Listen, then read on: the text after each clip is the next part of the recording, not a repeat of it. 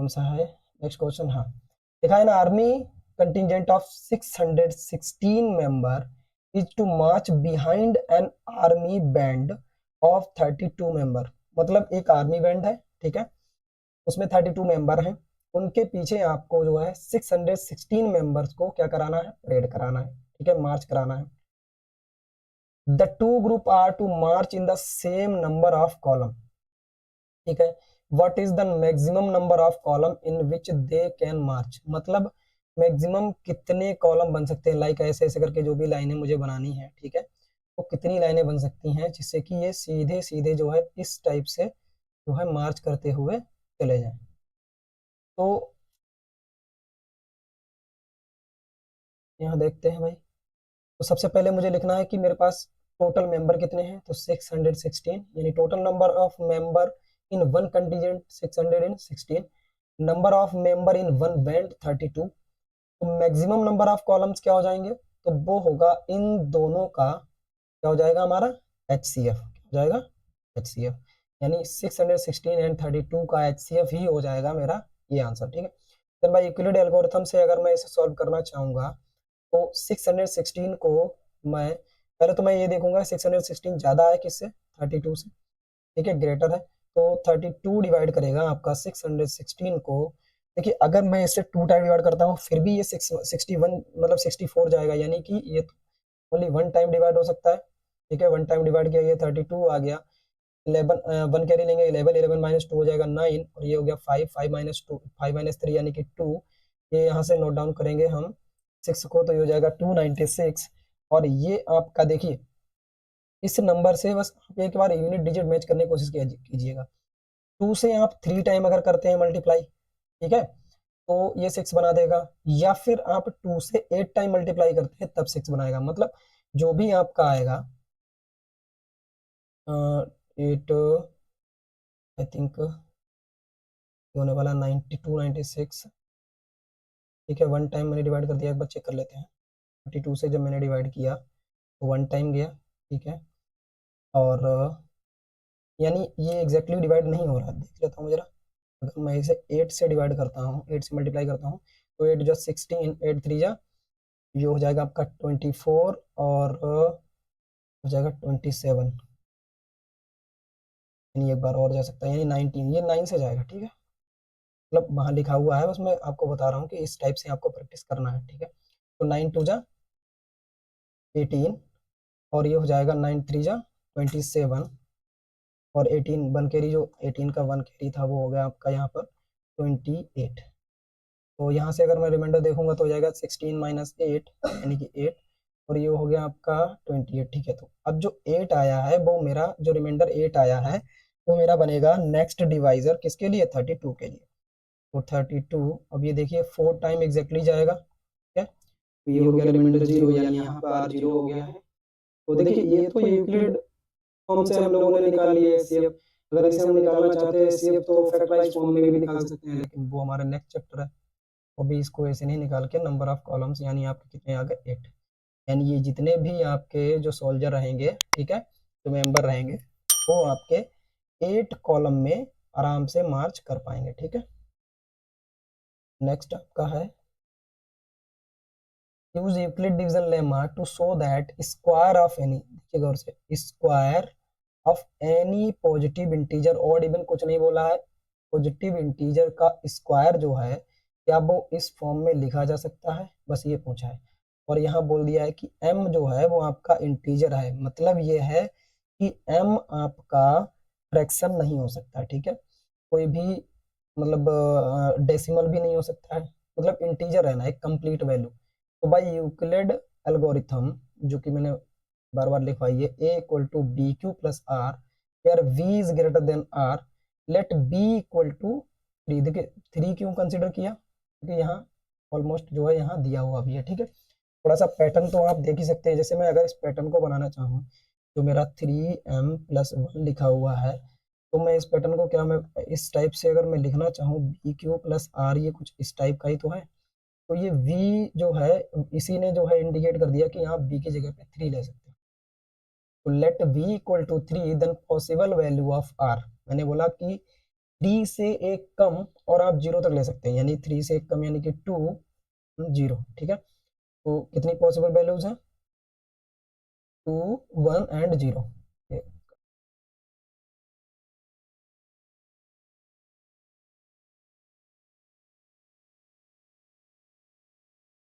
ये 2 है।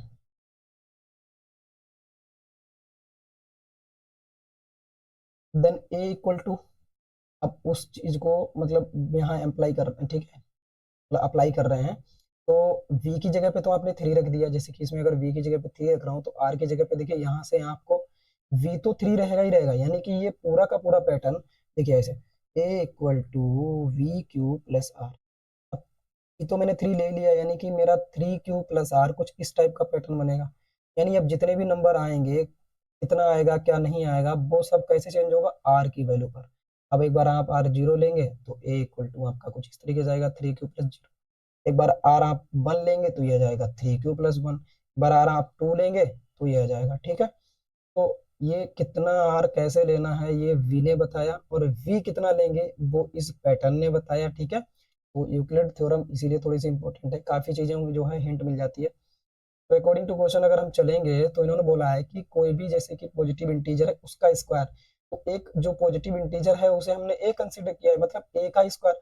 अब बताइए, एक आप किसी भी चीज का, जैसे कि कोई अगर x इक्वल टू वाई लिखा हुआ है, तो मैथमेटिकली कहने का मतलब ये है कि अगर आप कोई काम इधर करते हैं तो वो आपको इधर भी करना चाहिए, या जो काम आप न्यूमरेटर और न्यूमरेटर में करते हैं भाई आपको डिनोमिनेटर में करना चाहिए, ताकि जो है मैथमेटिकली कोई एरर ना आए, ठीक है। तो अगर मैं इस तरफ का स्क्वायर कर रहा हूँ, ऑब्वियसली सी बात है मुझे इधर का भी स्क्वायर करना पड़ेगा। यानी ये जो मेरा a इक्वल टू 3q लिखा हुआ है, मैं 0 नहीं मान रहा थोड़ी देर के लिए, वो तो वैसे भी हट ही जाना। तो 3q लिखा हुआ है, यानी मैं इसका स्क्वायर करूंगा तो 3 का भी स्क्वायर रहने वाला है। इसका स्क्वायर करूंगा तो ये 3q प्लस 1 का भी स्क्वायर होगा, और इसका अगर मैं स्क्वायर करूंगा ये 3q प्लस 2 का भी स्क्वायर हो जाएगा। तो यानी इसको मैं पहले मैंने वर्टिकली 3 लाइनें 2 लाइनें डाल दी है, जिससे कि मैं 3 कॉलम बना सकूँ आराम से, और कॉलम में कंफ्यूजन नहीं होती है इसलिए कॉलम बनाता हूँ। तो ये ए स्क्वायर इक्वल टू हो जाएगा आपका 3q का होल स्क्वायर। अब देखिए यहाँ से मुझे क्या निकालना है, मुझे ये पैटर्न बनाना है, जैसे कि वहां पैटर्न दिया हुआ नहीं था, वहां बोला था कि ऑड नंबर है तो बताना, तो वहां मुझे पैटर्न पता था कि मुझे 2k प्लस 1 बनाना है। लेकिन यहाँ इन्होंने पैटर्न दिया है कि क्या ऐसा ही पैटर्न आ रहा है, हम इस पैटर्न को बनाने के लिए मुझे 3 बाहर कॉमन में चाहिए, ठीक है। जैसे कि वहां कॉमन में मुझे 2 चाहिए था तो मैंने वहां 2 निकाला। तो यहाँ मैं अगर 3 कॉमन निकालता हूँ तो ये हो जाएगा 3। देखिए ये मेरा कितना है, 3q इंटू 3q, स्क्वायर का मतलब यही होता है, 2 टाइम लिखना होता है उसको। तो अगर मैं यहाँ से 3 कॉमन ले लेता हूँ तो फिर मेरे पास क्या बचेगा, एक 3 अंदर बचेगा और q 2 है, तो यानी q2 स्क्वायर। तो कुछ इस टाइप से, तो मैंने वही चीज लिख दी है, एक 3 मैंने कॉमन ले लिया है तो 1 3 जो है अंदर रह गया, तो 3q स्क्वायर। और इस पूरी वैल्यू को आप अगर q की वैल्यू कोई भी रखेंगे 1 2 3 4 5 जो भी रखेंगे, तो यहाँ से एक इंटीजर वैल्यू ही तो आनी है, तो इसकी जगह पे मैंने k1 ले लिया, ठीक है। बस हम पैटर्न बनाने की कोशिश कर रहे हैं, क्या आएगा क्या नहीं आएगा बस हमें उससे कोई ज्यादा मतलब नहीं है। नेक्स्ट नंबर को जब हमने देखा तो देखिए इसको अभी ऑब्जर्व बाद में करेंगे, हम ये पैटर्न बना के ले आए हैं, ठीक है।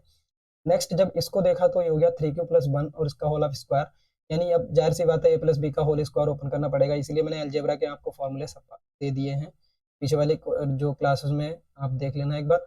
तो 9q आपका आ जाएगा, जैसे मतलब a स्क्वायर करूंगा तो 3 का 9 हो गया, q का q स्क्वायर हो गया, प्लस 1 का स्क्वायर हो गया, और ये 2ab अगर मैं करूंगा तो 2ab करने का सबसे अच्छा तरीका होता है कि पहले आप इसी को मल्टीप्लाई करके डबल कर दिए, यानी 3q इंटू 1 यानी 3q रहा, और उसका डबल कर दिया तो मैंने हो गया 6q।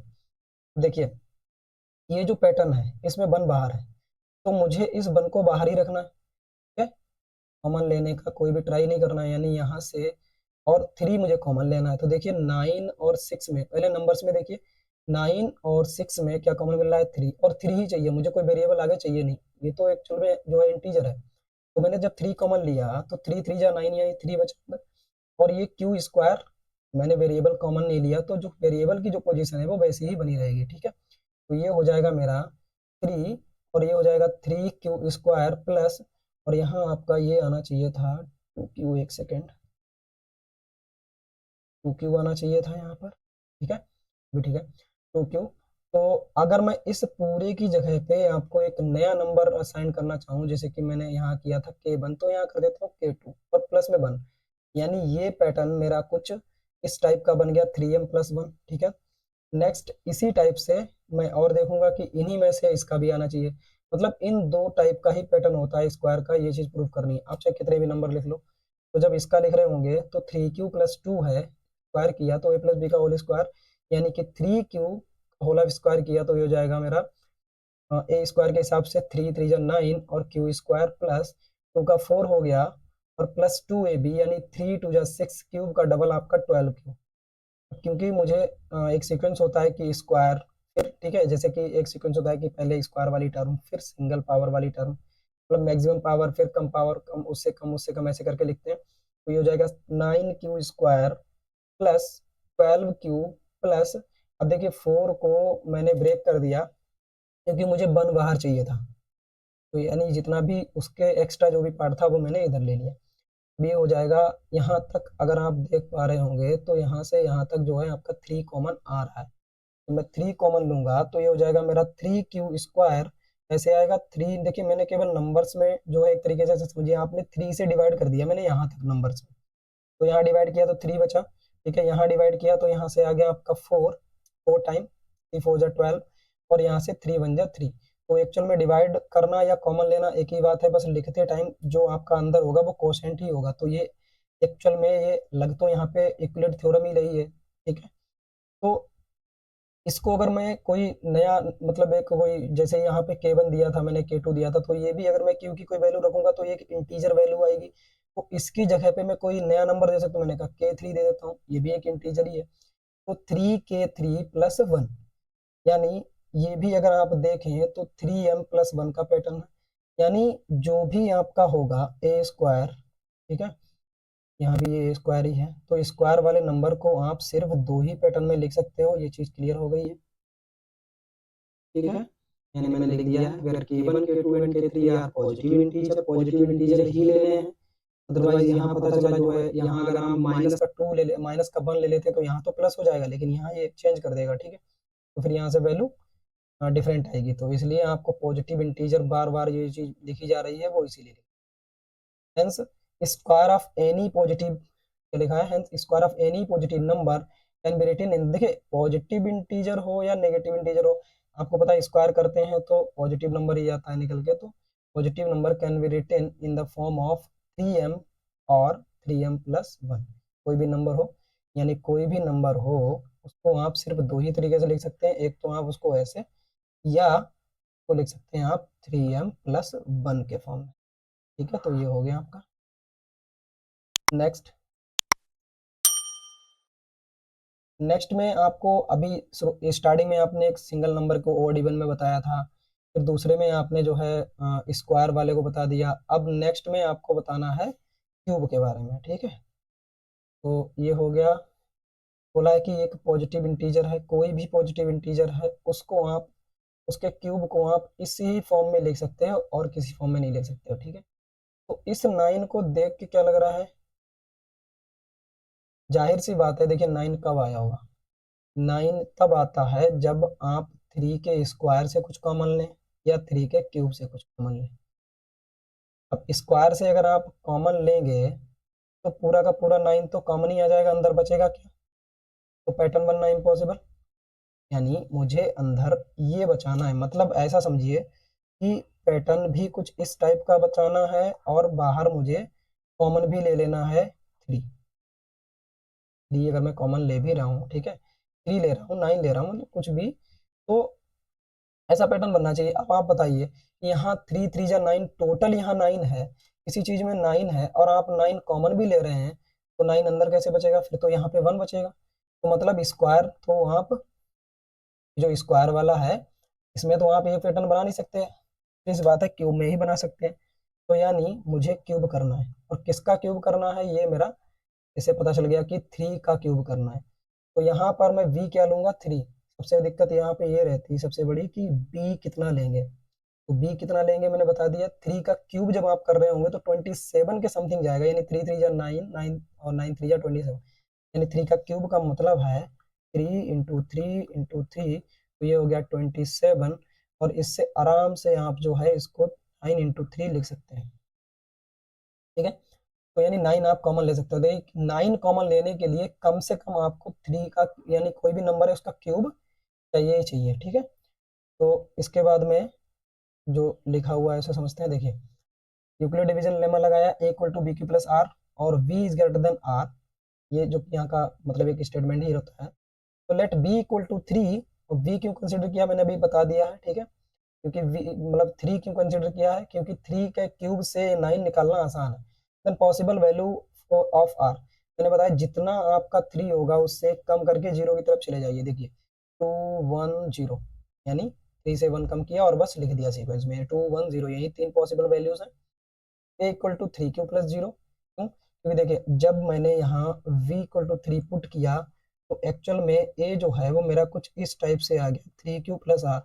अब r की वैल्यू आप जैसे जैसे बदलेंगे, ठीक है, यानी 0 या 1 एंड 2, तो जैसे जैसे आप r की वैल्यू बदलेंगे वैसे वैसे यहाँ पर ये वैल्यू जो है a की वैल्यू बदलती जाएगी।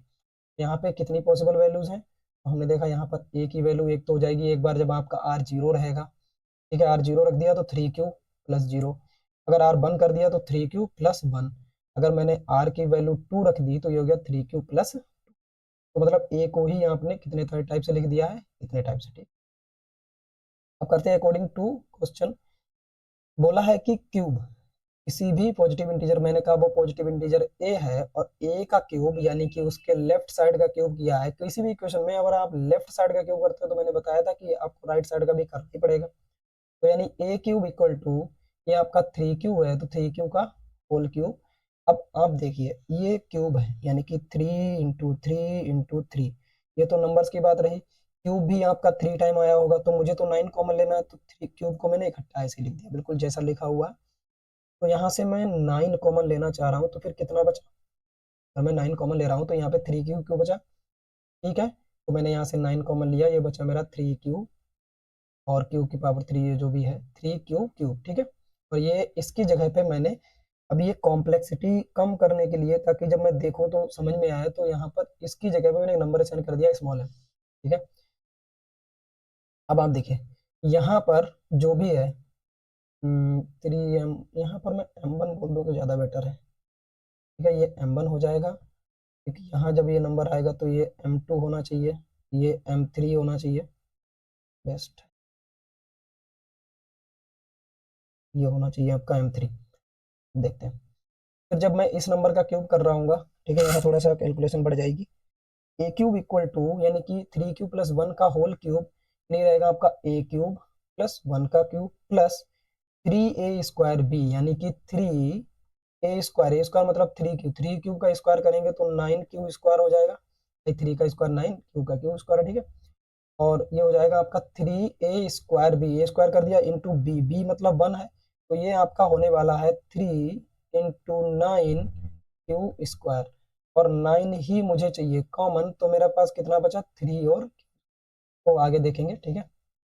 तो बस मैंने बता दिया कि आपका 3 × 9 = 27 क्यू इतना जो है आपकी पहली टर्म आ जाएगी। क्यू स्क्वायर नहीं, एक सेकेंड, हाँ ये वाली जो टर्म है इसकी बात कर रहा था, ठीक है।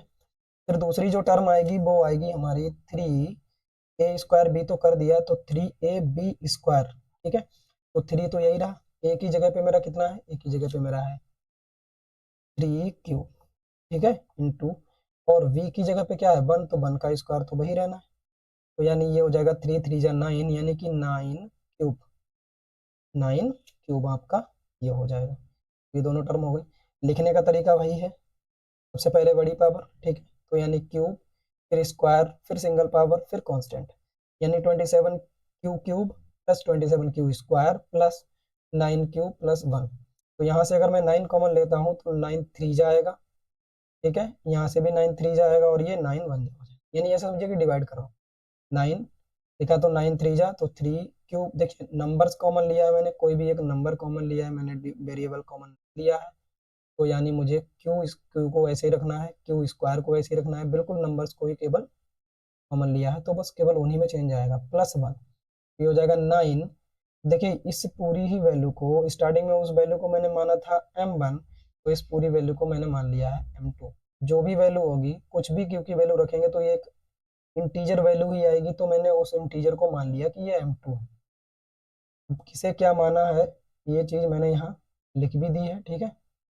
सेम ऐसे ही जब मैंने इसको चेक किया तो 3 क्यूब प्लस 2 का होल क्यूब जब कर रहे थे तो ए क्यूब किया, ठीक है। यानी ए क्यूब मतलब 3 का क्यूब, देखिए अलग अलग नंबर का क्यूब और वेरिएबल का क्यूब अलग अलग कर लेंगे तो ज़्यादा क्लियर रहेगा। 3 का क्यूब आप कर रहे होंगे तो 27 आ जाएगा, और क्यू का क्यूब जब आप कर रहे होंगे तो आपका आ जाएगा क्यू, यानी क्यू का क्यूब, ठीक है। प्लस 2 का जब क्यूब करेंगे तो हो जाएगा 8, प्लस अब लिखते हैं 3a² बी वाली टर्म, ठीक है। तो 3a², a² क्या हो जाएगा आपका 3 3 जा 9 क्यू², ठीक है। और ये रहना, मतलब ये कहना चाहता हूँ कि 3a² बी वाली टर्म लिख रहा हूँ तो 3 तो ये हो गया a² यानी कि इसका जो स्क्वायर करूंगा तो ये हो जाएगा 9 क्यू² इंटू बी की जगह पे कितना है 2, यानी 9 3 जा 27 2 जा 54, ठीक है। ये आ गया, ठीक है। यहाँ तक मैंने ऐसे ही लिख दिया था। और उसके बाद में आएगा आपका दूसरी टर्म आएगी आपकी 3ab²। अब 3ab² को देख के लग रहा है कि 3 a की जगह पे मेरा है 3 क्यू, और v² की जगह पे यानी कि 2 2 का स्क्वायर 4, और जब मैं मल्टीप्लाई करूंगा 3 3 जा 9 9 4 जा 36 क्यूब, ठीक है। तो 36 क्यूब जो है यहाँ पर आ गया मेरा। अब सीक्वेंस लगाएंगे, क्यूब की पावर, फिर सबसे पहले क्यूब, फिर स्क्वायर, फिर सिंगल पावर, फिर कांस्टेंट, जो भी जैसे आना था लिख लिया। अब देखिए जरा कि 9 कहाँ तक कॉमन आ सकता है। देखिए यहाँ 27 से 9 कॉमन आ सकता है, 54 से आ सकता है, 36 से आ सकता है, लेकिन 8 से नहीं आ सकता। तो 8 को मैंने साइड में रखा और यहाँ से मैंने 9 कॉमन लिया, तो 9 3 जा, ठीक है, 9 6 जा 54, 9 4 जा, ठीक है, 9 4 जा 36। और यहाँ जितना भी वेरिएबल था वो बिल्कुल मैंने वैसे ही नोट डाउन कर लिया, यानी क्यू क्यूब, क्यू² क्यूब, ठीक है। ये हो जाएगा a3 = और इसकी जगह पे मैंने एक वैल्यू, इसको नाम असाइन कर दिया, ये मैंने लिख दिया m3, ठीक है। तो हो जाएगा आपका 9m3 + 8, वेयर m = मैंने क्या माना है यहाँ पे, जो m3 है वो मैंने क्या माना है, ये मैंने यहाँ दिखा दिया। Hence cube of any positive integer can be written in the form of 9m 9m + 1।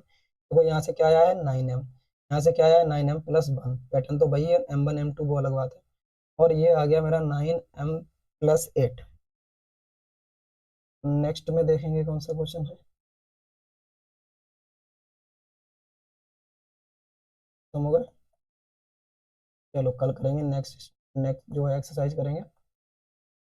तो यहाँ सबसे ज़्यादा जरूरी क्या था, सबसे ज़्यादा जरूरी था कि आपको डिवीजन की अच्छी प्रैक्टिस होनी चाहिए, ठीक है। डिवीजन की अच्छी प्रैक्टिस होनी चाहिए, क्योंकि यहाँ लॉन्ग डिवीजन यानी काफ़ी जो है बड़े बड़े नंबर्स का जो है डिवाइड करना पड़ जाता है। तो और यहाँ पर आपको क्या दिक्कत देगा, पैटर्न, ठीक है। यहाँ आपको नंबर्स के बीच में आपको पैटर्न दिख जाना चाहिए। दूसरा, जो पैटर्न वो बनाना चाहते हैं किस कंडीशन के थ्रू बनवाना चाह रहे हैं। देखिए पहली कंडीशन जो है उन्होंने लगाई थी, वो लगाई थी हमारी, वो लगाई थी ऑड की, ठीक है। मे बी कि नेक्स्ट टाइम आपको जो है इवन की लगा दें कंडीशन, स्क्वायर की भी लगाई थी, ठीक है, स्क्वायर की लगाई थी, क्यूब की भी लगा दी है। इतनी कंडीशंस जो है उन्होंने लगाई थी। इसकी कंडीशन तो वहाँ दी नहीं थी, लेकिन हमको पता था कि ये 2k + 1 टाइप का ही होता है, ये 2k टाइप का होता है। और इन दो कंडीशंस को उसने अपने अकॉर्डिंग दिया था कि क्या ऐसा होगा, क्या ऐसा नहीं होगा, ठीक है। अब लास्ट वाले में मुझे देखिए, इसमें तो मुझे पता लग गया था कि मुझे v की वैल्यू, जो कि मेरी इक्वलिटी थ्योरम रहती है, a = vq + r, ठीक है। इसमें मेरी जो v की वैल्यू वो 3 रहने वाली है, पता लग गया था। लेकिन यहाँ इस वाले में जो है v की वैल्यू 3 रहेगी, ये कैसे पता लगा था, क्योंकि जो पैटर्न दिया गया था उसमें 9 कॉमन लेके 9m या 9m + 1 या 9m + 8 कुछ इस टाइप से दे रखा था। तो यहाँ पर समझने की बात ये थी कि अगर आप जैसे मान लीजिए अगर b लेते हैं, चेक करना है कि क्या b का क्यूब जब मैं कर रहा हूँगा तो कोई ऐसा नंबर आएगा, यानी b में 3 ले रहा हूँ उसका जब मैं क्यूब करूंगा तो ये आ जाएगा 2, या कोई ऐसा नंबर आ रहा है जिससे मैं 9 कॉमन ले सकता हूँ। तो ऑब्वियसली सी बात है, जो आपका 27 है या 27 से कोई भी बड़ा नंबर होगा, वहां से आप 9 एक आराम से कॉमन ले सकते हैं। तो इसलिए यहाँ पर थोड़ा सा ये सोचना था। फिर v आइडेंटिफाई करना इसलिए जरूरी है क्योंकि v जो है आपको r आइडेंटिफाई कराता है, यानी r की कितनी पॉसिबल वैल्यूज हैं, 0 होगी, 1 होगी, 2 होगी, 3 होगी, 4 होगी, ठीक है। तो ये चीजें जो है r को जो है v आइडेंटिफाई कराता है। और v और r जब आइडेंटिफाई हो जाते हैं, तब कहीं आके आपके पास में मान लीजिए पैटर्न तो आपको 3 ही प्रूफ करने होते हैं, जैसे कि ऑड इवन वाले में ओड वाला केस था पहला, उसमें आपको पैटर्न तो केवल 3 ही प्रूफ करने थे, लेकिन आपको जो नंबर आए थे वो लगभग 6 आ गए थे। और उसमें से 3 नंबर्स को हम लोगों ने ऑब्जर्वेशन के बेस पे ही कट कर दिया था, कि जैसे कि एक आया था मेरा 6 के, ठीक है। मान लीजिए कि 6 कितना आया था, 6 क्यू। अब 6 क्यू को देख के लग रहा है ये 2 से डिवाइड होगा। फिर दूसरा एक आ गया था आपका 6 क्यू प्लस 2, तो ये भी देख के लग रहा है कि यहाँ से 2 कॉमन आएगा। डिवाइड होने का मतलब है चाहे कोई नंबर आपका कैसे भी लिखा हो, जैसे कि 2 प्लस 4 प्लस 6 प्लस 8, ढेर सारे नंबर लिखे हों, डिवाइड का मतलब है क्या हर एक से कोई नंबर कॉमन आ रहा है। अगर 2 हर एक से नंबर आ रहा है कॉमन, तो यहाँ कुछ भी आए, अगर मैं जब इसको 2 से डिवाइड करूंगा तो ये 2 से 2 एग्जैक्टली कट जाएगा, ठीक है। तो नीचे कुछ नहीं बचने वाला। ये चीजें आपको इसमें करनी चाहिए। तो फिर मिलते हैं नेक्स्ट क्वेश्चन जो है आपकी क्लास में, और नेक्स्ट क्लास में करेंगे हम नेक्स्ट की एक्सरसाइज, ठीक है।